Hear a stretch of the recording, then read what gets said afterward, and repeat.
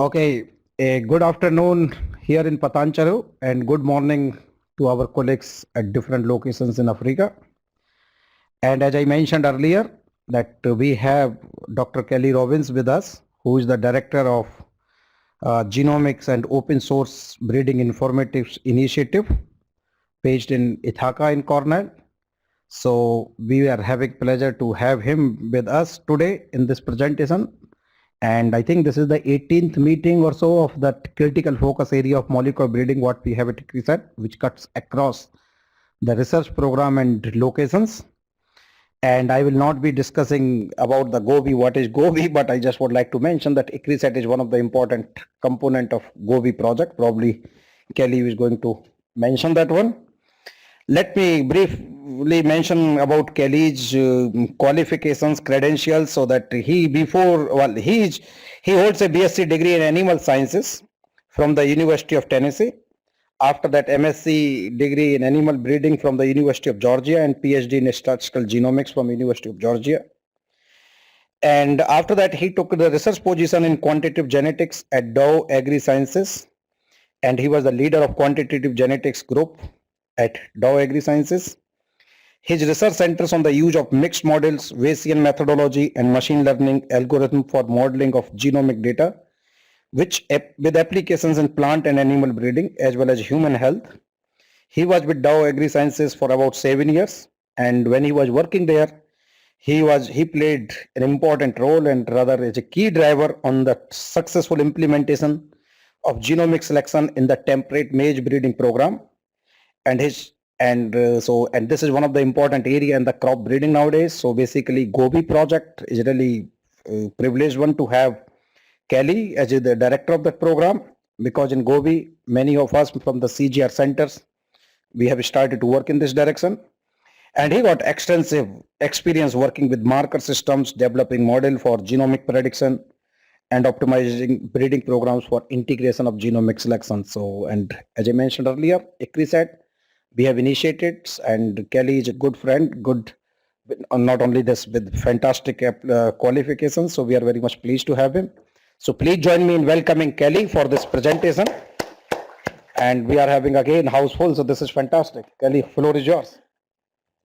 Great, and thank you for having me here. I don't quite have the reputation as Susan, but hopefully you'll get something out of this presentation.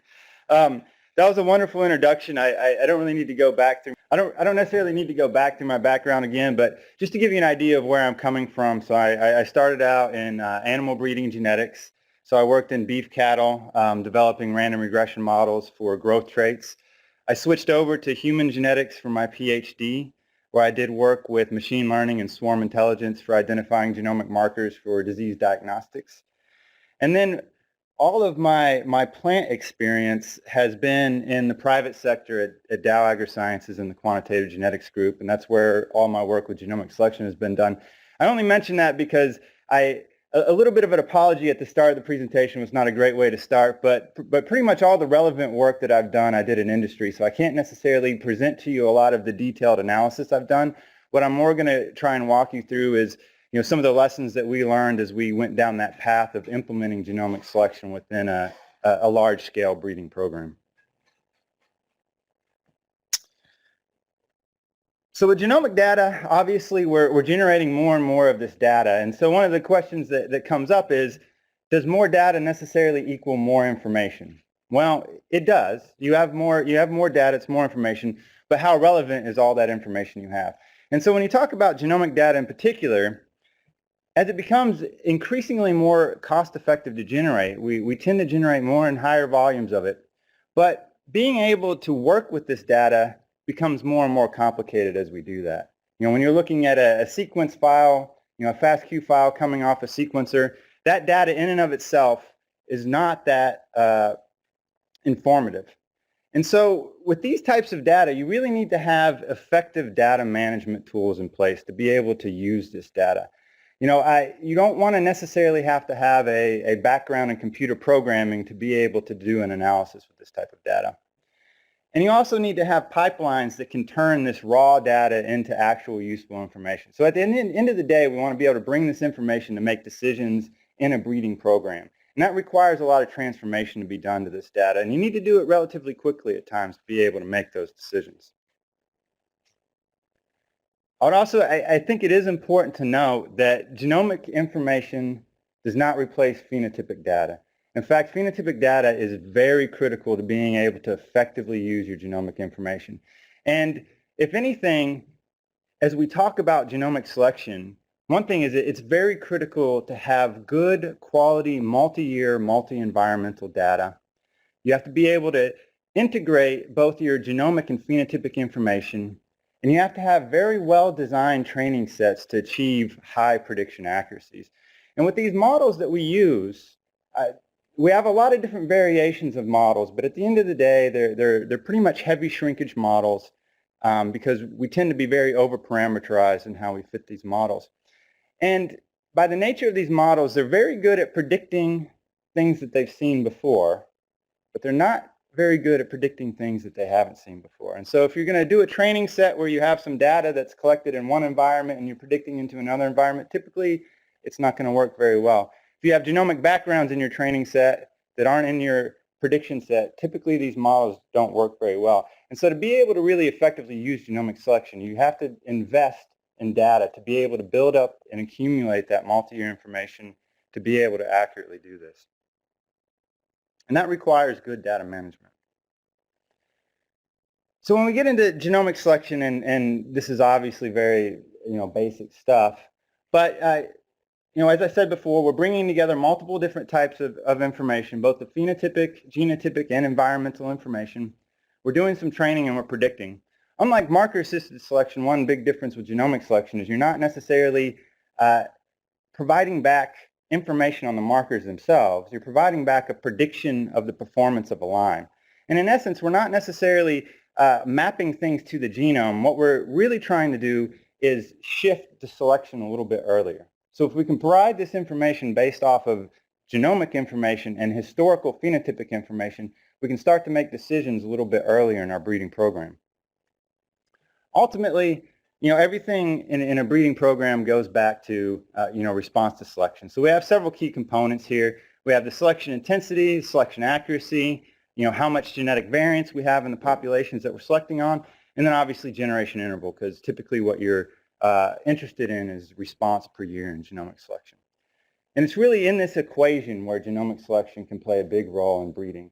And really what we want to do is we want to try and modify these components of the response to selection equation to increase response to selection per year. So we want to increase selection intensity and genetic variance. One way that genomic selection can play a role in this is through what I call early discarding, which is being able to identify what lines you don't want to move forward with earlier in the process. And this can have a couple of advantages. One is that if at the very initial stages of the process, you can make a decision to remove certain lines that really have a very low probability of actually being successful new varieties, you free up resources for other things. You can either screen more lines initially, thus increasing your selection intensity,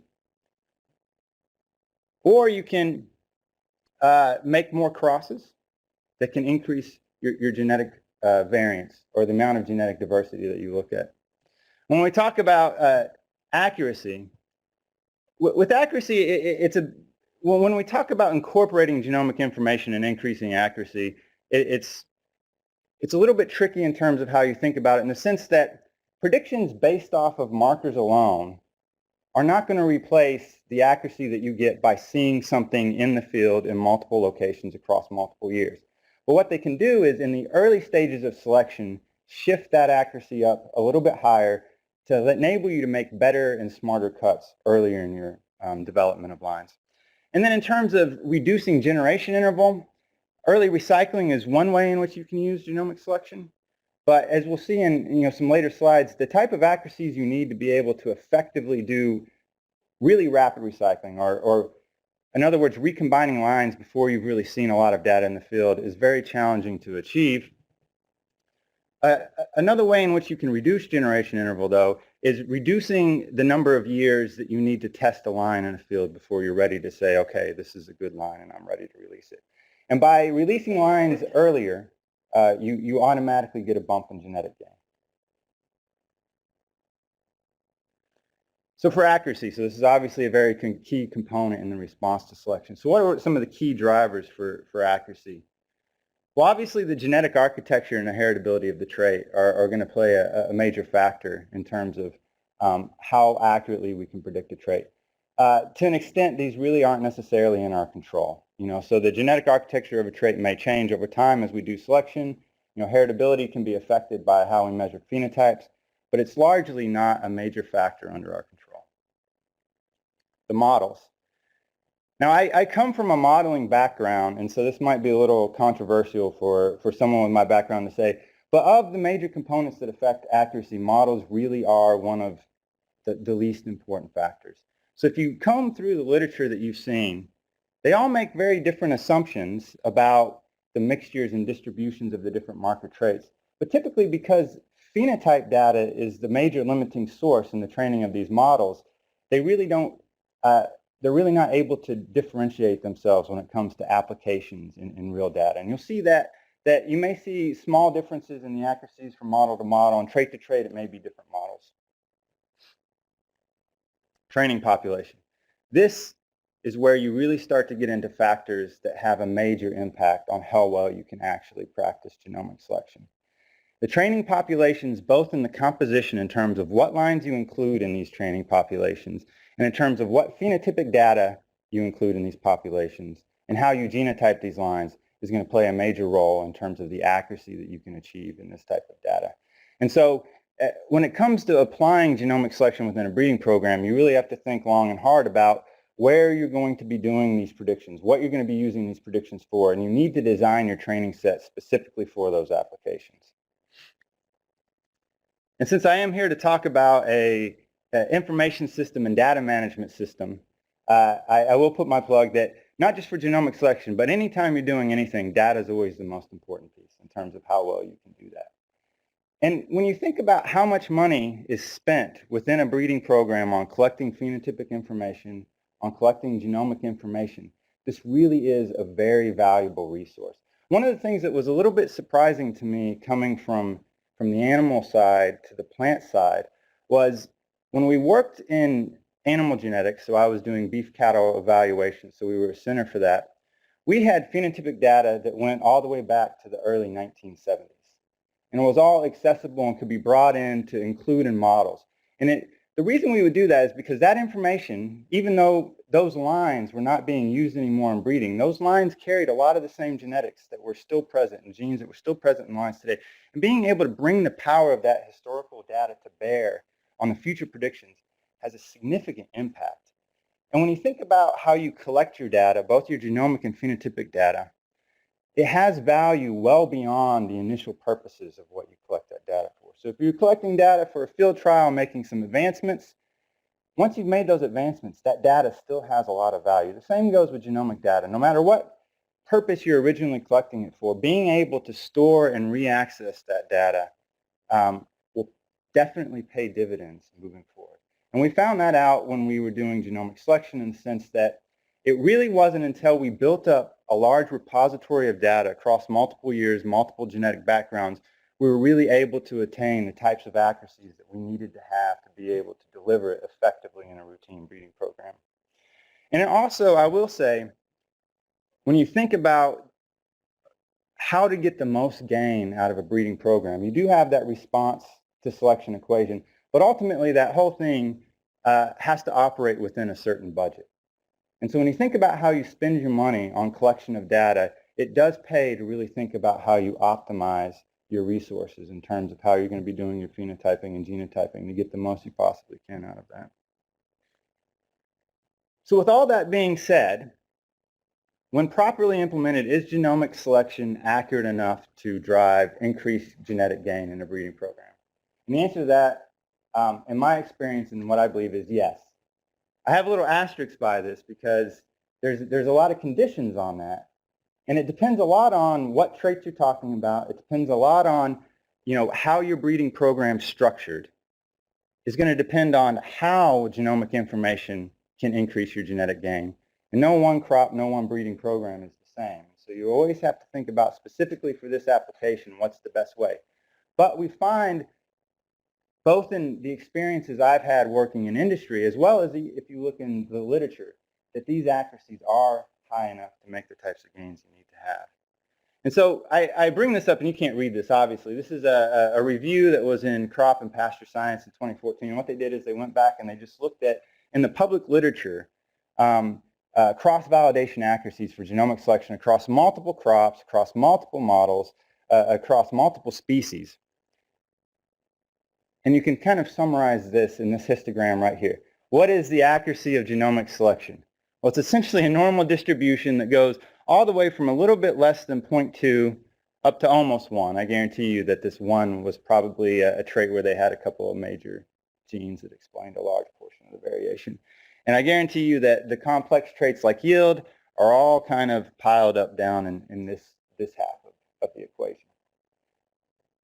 So when you say, does it have enough accuracy to be able to increase genetic gain, and then you see this huge distribution of accuracies, well, how is it? Can you really increase genetic gain when your accuracies are down here? I mean, I think it's obvious that you can probably increase genetic gains when your accuracies up here. And as I said before, when you talk about genomic selection, it's a little bit of shift in terms of how you deliver the data. Now we're delivering basically predictions of performance, not marker values to the breeders at this point.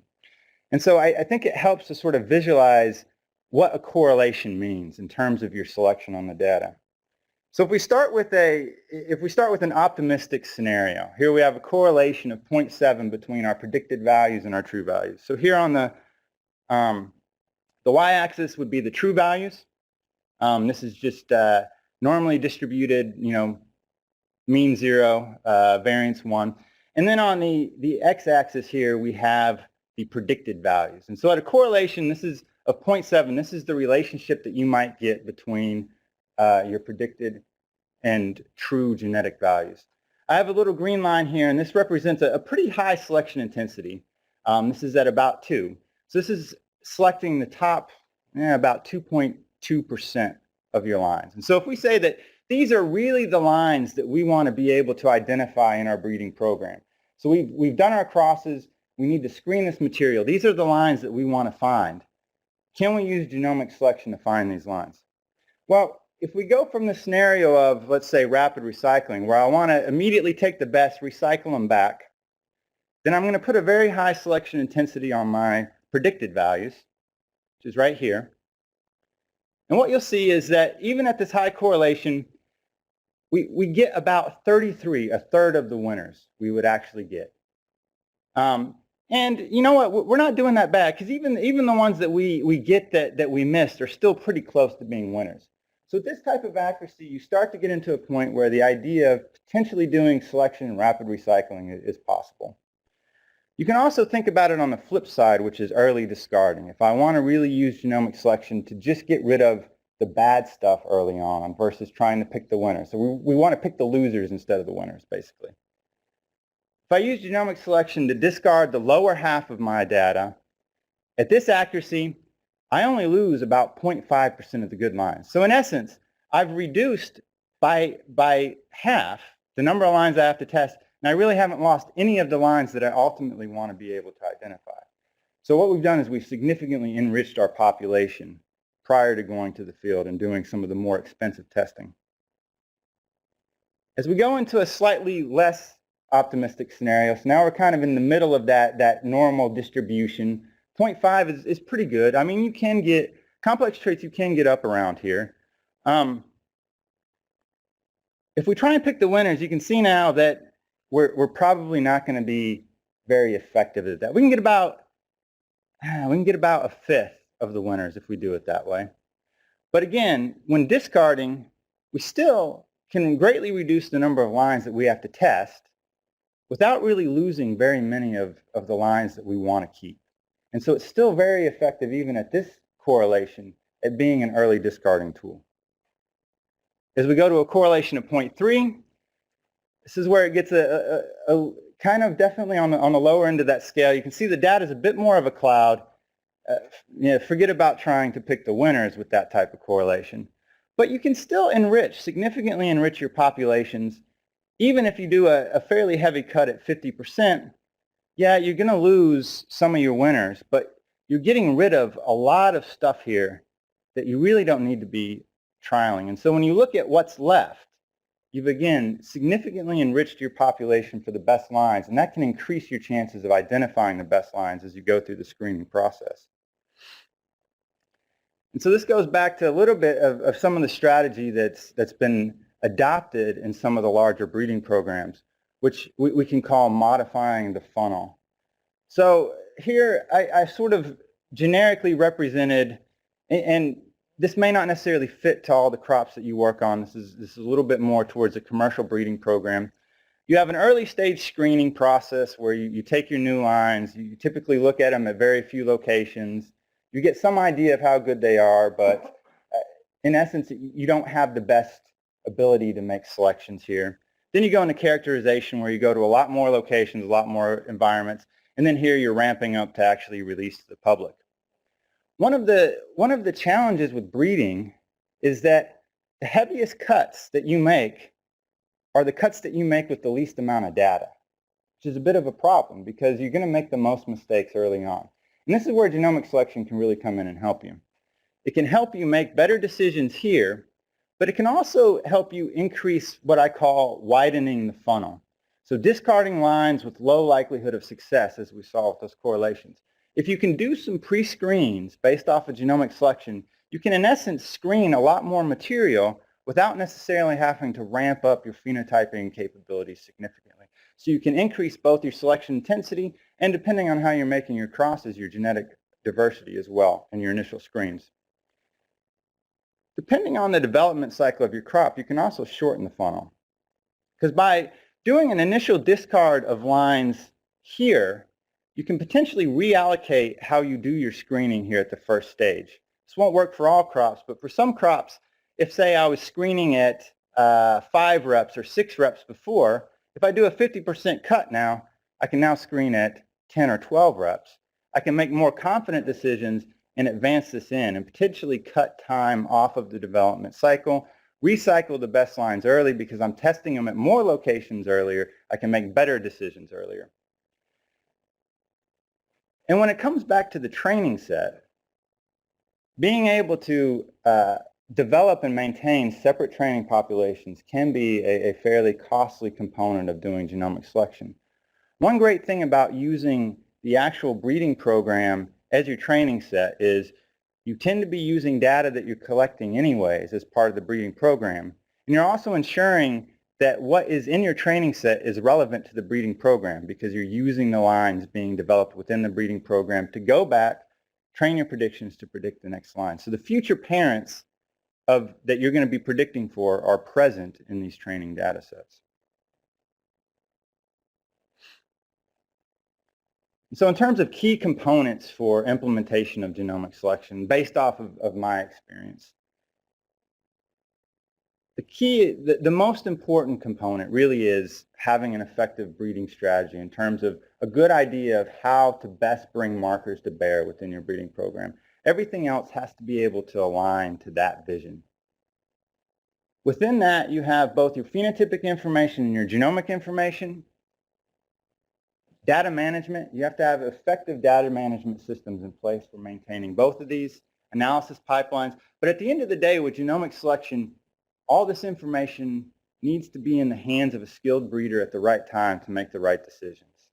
And in essence, where I was at before at Dow AgriSciences, when we would deliver genomic predictions to the breeders, we delivered it to them in the same format that we would deliver the results of a trial. And the breeders actually just referred to them as virtual trials. Because in essence, it really is the same data, looked at the same way, decisions made the same way. And it has to be done within the confines of the breeding strategy, and it also has to be put in the context of all the other things that breeders have to look at to make decisions on.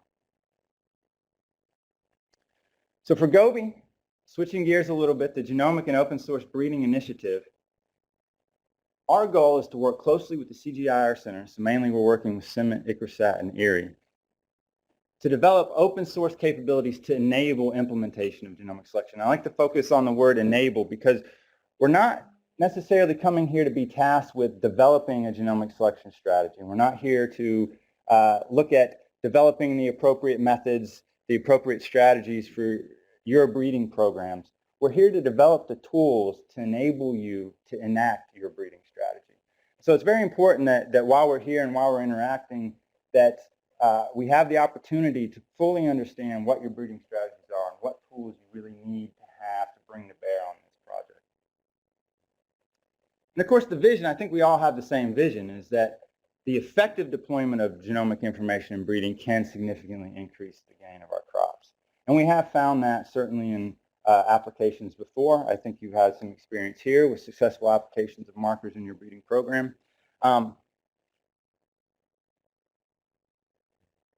to go back to that key components slide again, as I said before, we're not necessarily focusing on all the components needed to be able to effectively do genomic selection. Primarily, Gobi is going to be working in this area right here.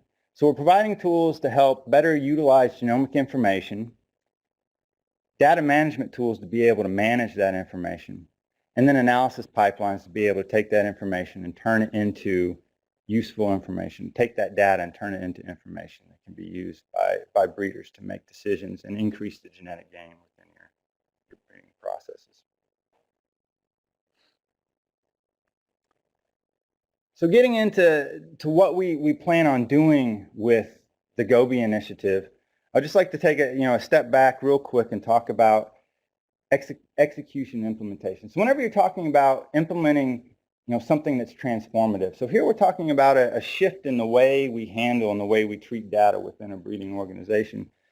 Unfortunately, many of these efforts often fail. And it's not that they fail because they're bad ideas. It's not that they fail because the objectives are wrong. They fail because they just fall apart in the execution. And there's a lot of ways that these types of projects can fall apart in the institution.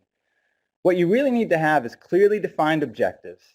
So you have to be able to define the most critical elements and focus on those elements. And everything that you do, all the deliverables that you have really need to be aligned to those critical elements. And everyone really needs to agree on what those critical elements are. And then you need to take action. I mean, you can sit around and try and plan the perfect system right out of the gate, but that typically never works because you just keep planning and planning and planning, and you never actually deliver a useful system. What really helps is to get something out there that people can use, can provide feedback, and help refine and develop the system moving forward. And that's where the engagement, and this is where the engagement from ICRASAT is going to be very important for the success of this project, is that it is a iterative process. So initially when these tools come out, they're not going to be perfect. I don't think that there's any big software development or IT project out there that's ever delivered the perfect project right out of the gate. There's always issues that have to be dealt with. And there is always a little bit of pain in trying to adopt a new system and trying to fix a new system. And so there does have to be some commitment. And it goes back to everyone being on board with these critical elements to focus on. As long as we're all in agreement that we really have to, as a breeding organization, do these things to be successful moving forward, then it makes dealing with some of the pain and the engagement a little bit easier. So that being said, the initial strategy for implementation and deployment of the Genomic and Open Source Breeding Initiative is to look at each of these CG centers and why I'm here this week and understand really what are the critical needs across these centers when it comes to how we manage, how we use, how we analyze genomic data within the breeding programs. Looking for the technical feasibility. So genomic selection is, I think, a good ultimate end goal, but it takes a long time to get to a point to where you can effectively implement genomic selection. So I think initially we need to really be focused on what are some of these, I don't know if this is a terminology used here, but low-hanging fruit, some things that we can deliver pretty early on that are going to make your lives easier, going to help you do some of the things that you're already doing and help build some momentum moving forward. We want to leverage existing components to the fullest extent possible. So we're not looking to come in here and reinvent things that you already have. We're looking to come in here, figure out what you have, deliver on things that you don't have, and integrate what you have that works into this system and make everything work together. This is getting a little more technical, but we want to focus everything on interacting through a API. This makes it a little bit easier for us to connect and communicate with other systems. So for ICRSAT in particular, it's going to be very critical that this system be able to talk with the BMS system, where we're going to be keeping a lot of the phenotypic information, because ultimately, if that data is not compatible, then we're really not going to get much value out of the genomic information that we're collecting. And we want to quickly piece together a system that we can deliver early on that's going to be using existing components to a large extent. We know it's not going to be a perfect system, and we'll say it right now that it won't be a perfect system, but we're hoping to get something in your hands that you can use, you can provide us feedback, and we can iteratively build on that to really build a true next-gen system or tool for deployment within your breeding programs. And so if we look at the way that we're looking at setting up this system, all right, so we have components that would be external to what we would consider the GOBI system. So we have field trial management systems, which are going to be containing the phenotypic information that we're going to be communicating with. We have the lab information systems. These would be the systems that track samples coming from the field, genotypes, and ultimately delivering the genotype data into our system. And when you talk about having an effective genomic information system, we're dealing with multiple types of data. So we have sequence data that's going to be coming off sequencers. We have marker variant data, which is the actual data that most people are going to be interacting with.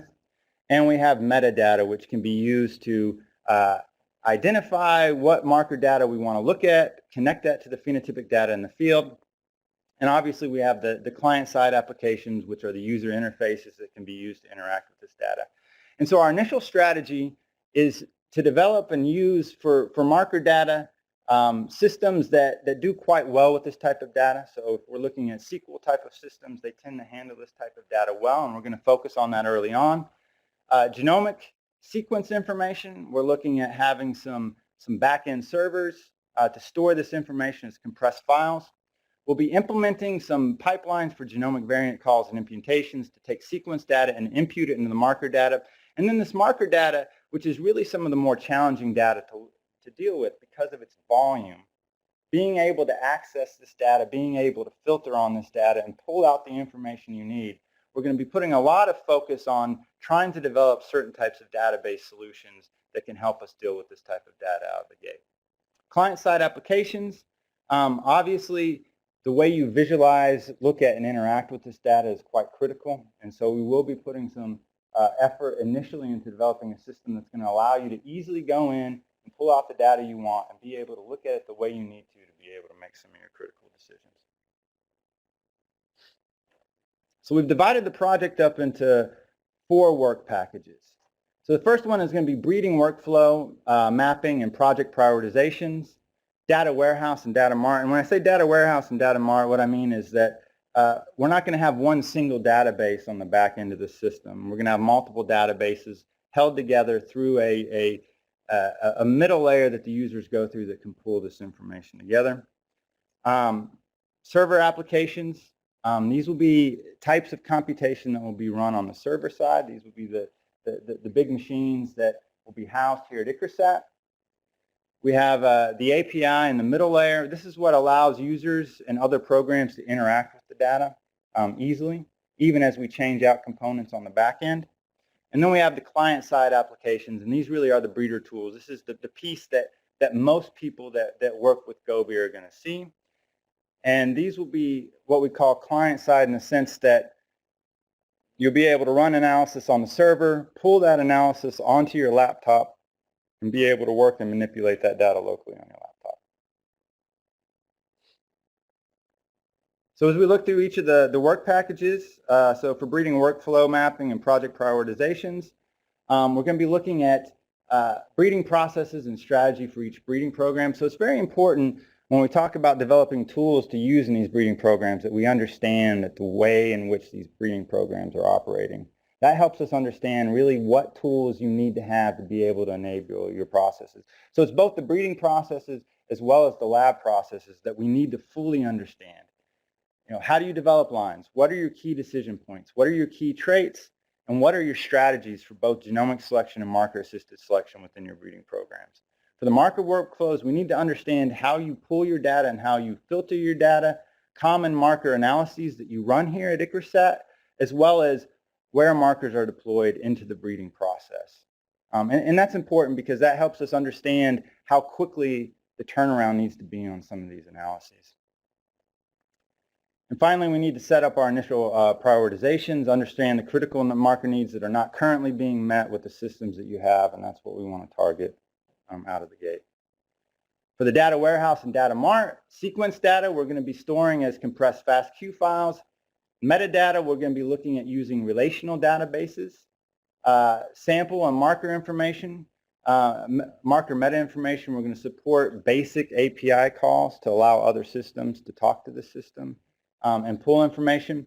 Physical and linkage map we'll be storing within the meta information. For marker calls, we're going to set up an initial solution using currently implemented DBs as much as possible. We do have some systems available at Cornell. There are some systems available at some of the other CG centers that we may leverage in terms of getting the initial marker systems up and running. And then we're going to select and mock up some and test some large matrix store database solutions. So we talked about the marker information that you actually interact with. We're going to be looking at both SQL, which is Citus and Monet, and NoSQL types of solutions, Cassandra, HBase, and MongoDB for our initial setups of the marker information matrices. For the server-side applications, we're going to put some initial focus on variant calling and imputation pipelines. We want to leverage existing pipelines to the greatest extent possible. We also want to be able to provide some file selection tools based on queries and metadata to allow you to pull out FASTQ files in an easy way, run them through imputation, and marker calling or little variant calling to be able to pull out and re-imputate information as needed. For analysis, we're looking at G-matrix calculations. We may link into Tassel for these, calculations of linkage disequilibrium, and then principal coordinate analysis decompositions of data.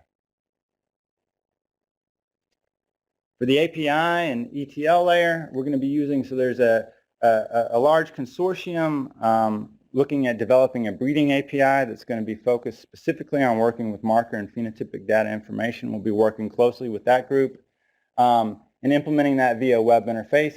For the middle layer, we're looking at mapping common queries to the database schemas. And so one thing that's going to be important for us to understand is how you want to be able to pull your marker data for the work you do. You know, so a couple of the use cases that we've come across is pulling large blocks of data, filtering on both sample and marker statistics, and then pulling lines carrying certain haplotypes of interest. And it's important for us to understand these queries because we have to optimize the databases on the back end to be able to run these queries as quickly as possible. On the client-side applications, we're going to be focusing a lot on visualizations, both PCOA. We're looking at making a connection to Flapjack for a lot of these visualizations as well, integrating that into the system. LD matrices and LD decay, and then a SNP calling pipeline and file selection tool. And so this is, at a very high level, some of the things that we're looking at focusing on, but I'm very interested in talking to anyone who utilizes marker data regularly within their breeding processes or their workflows within the labs to really understand what the tools are you need. Because ultimately, for this to be successful, we need to be bringing to you the type of functionality that you need to be able to do your jobs. And I'm here for a couple more days, certainly here this afternoon as well. So I would encourage all of you, if there's something out there that you really have an urgent need for, to be able to effectively utilize your marker data, please come talk to me. And with that, thank you.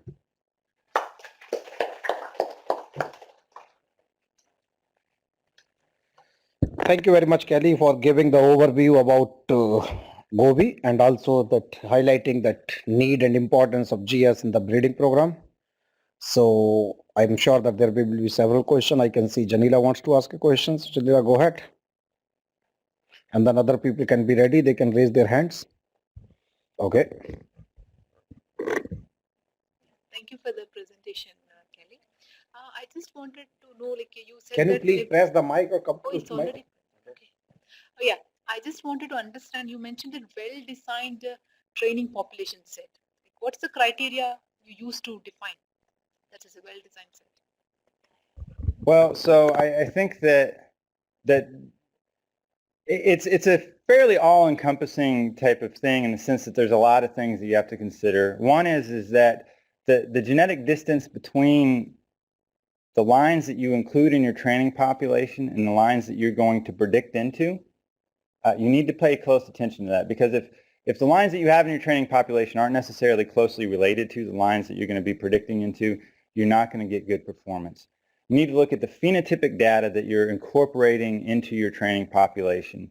And this is where it gets a little more tricky, because one of the things that we struggled with is when setting up a training population and gathering phenotypic information, you could go a couple ways. You could look at getting a very genetically diverse training population with lots of lines in it, and then getting relatively shallow phenotyping on that, so your actual phenotypic information is not as accurate, versus going with a smaller set and getting a much larger, deeper phenotypic set on that.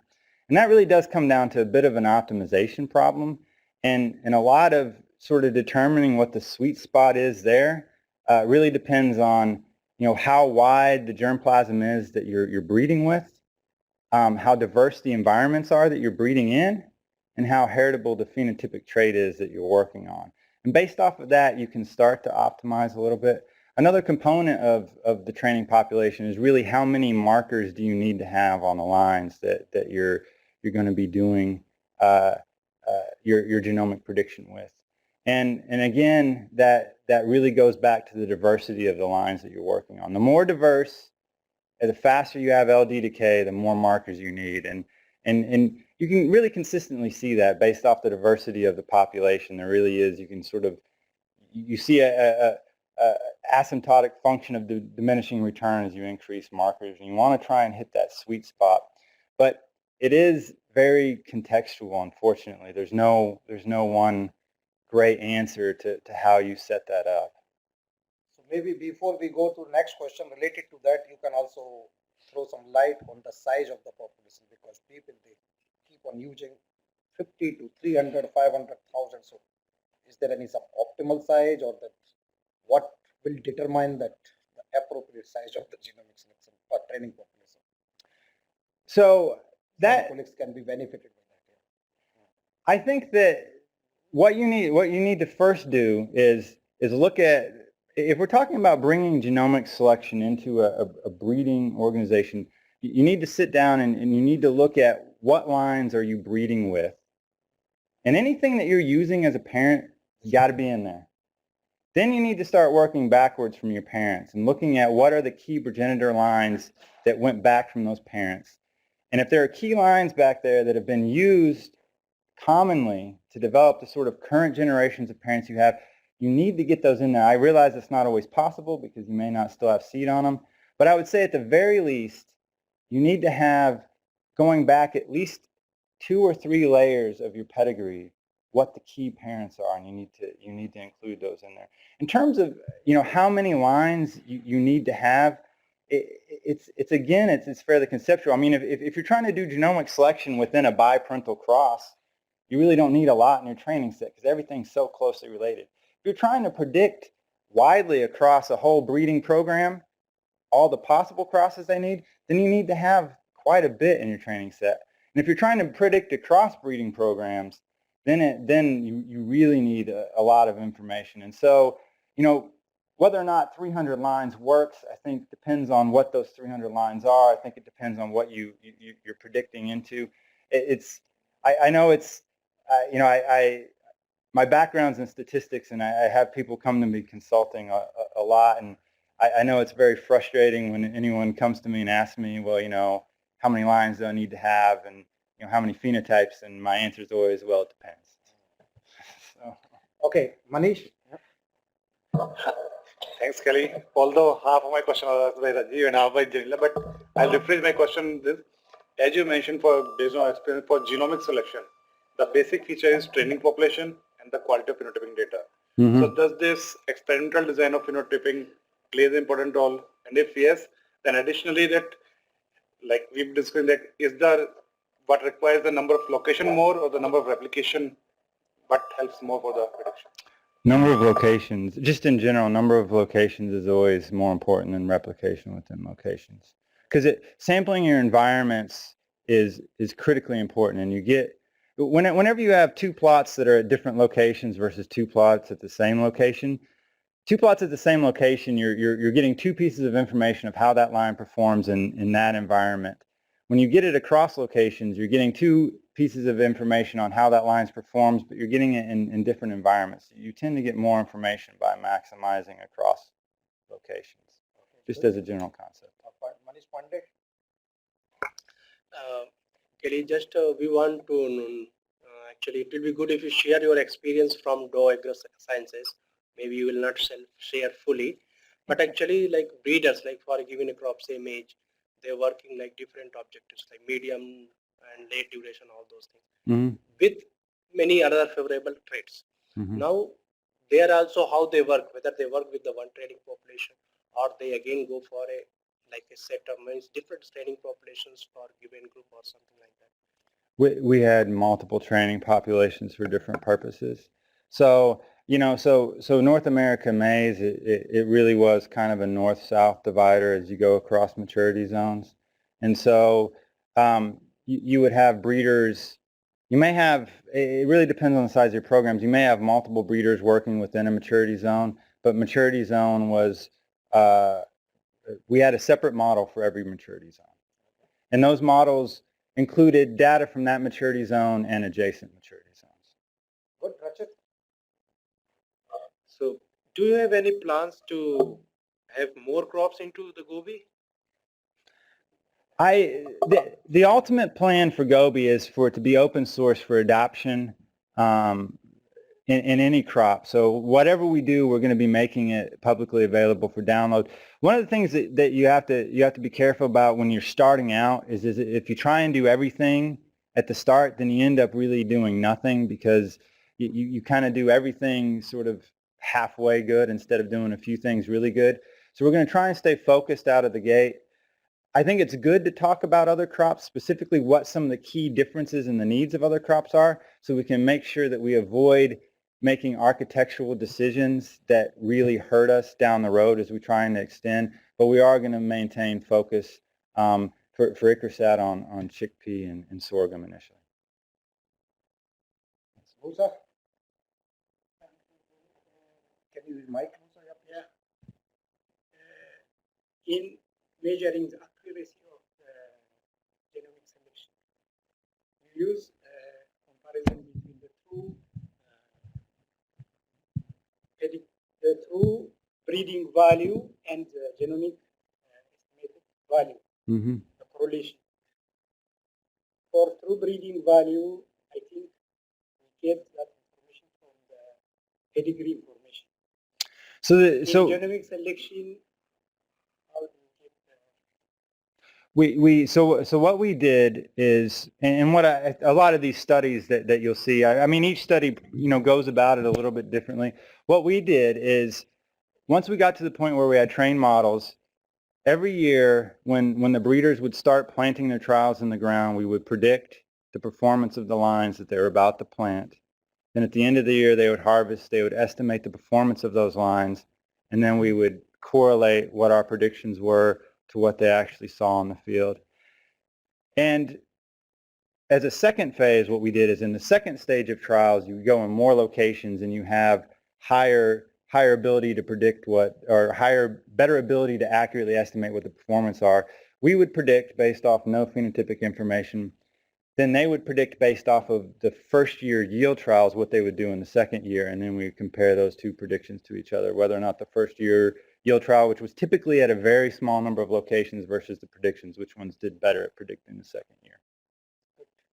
Because so my question is that one is the prediction of the performance of inbred lines and another is a prediction of F1s based on the parental information. So these two predictions. So are you planning to integrate both of the models that anybody can use this same model for prediction of F1s also with this genomic and phenotypic data? I mean, you have to set the models up differently for predicting hybrids versus inbreds. So my experience was implementing in maize. So hybrid prediction is what we primarily focused on. We did do predictions on inbreds, but those were predictions of general combining ability. So it's predictions of how good they would be of a parent of a hybrid, and then we would predict the actual hybrid themselves. So you have to set the models up a little bit differently, but in principle, a lot of the same models work well for both inbred and hybrids. SK?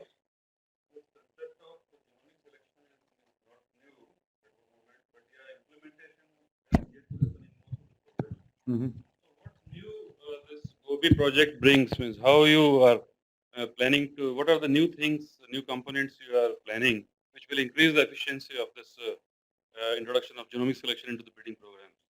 So this project is about, so as you go down the journey of implementing genomic selection, the one thing that's going to become clear is that given the amount of time that you have to make decisions in, and the amount of information that you have to process, you can't do it the way you used to do, analyses. You can't do it from flat files. You can't do it from homemade scripts that work on certain files and break down on other files.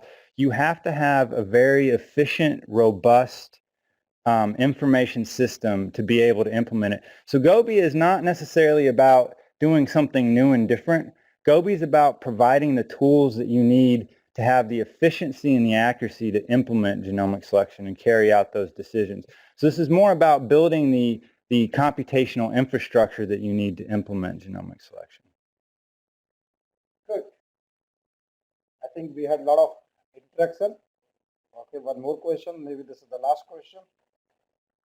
Kelly, just following up with Manish Pandey's question, like you said, based on those experience, you had different training population for different kind of experiment.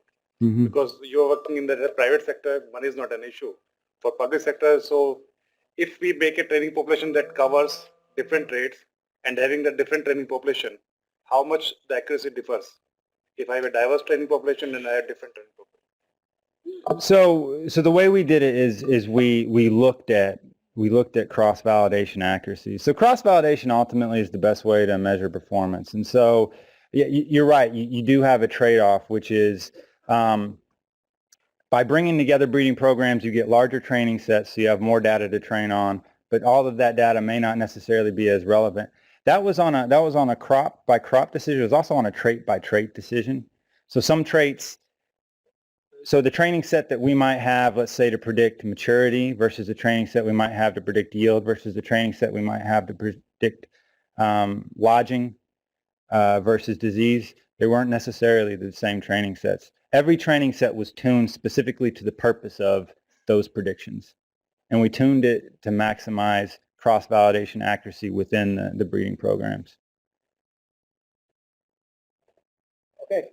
So I think that we had very good interaction. So let's thank once again Kelly for wonderful presentation.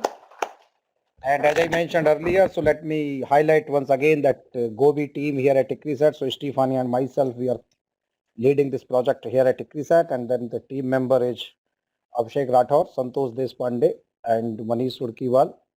And we have now new colleagues, Hema Bindu and also Anu Chitkineni. So these are the main member, but then we also recently hired Roma Das. And who was the second person, Abhishek? Anil? Yes, Anil is not here, but anyway, we will be having 2 more software engineers working with the Ithaca team. So I think we are quite excited about this project, and we are looking forward with the other CGR centers and then Summit and Dirri, and basically more with Ithaca hubs, where Cornell University and Voice Thompson Institute and USDARS, so 3 organizations based in Ithaca, they are basically leading or they are coordinating all these efforts. And Kelly is the director of that project. So this is wonderful to have you and Susan at ICRISAT. So with these words, thank once again to Kelly, and Susan is not here. Seminar is closed, and thank you very much for participating in the seminar. Thank you very much. Have a nice day.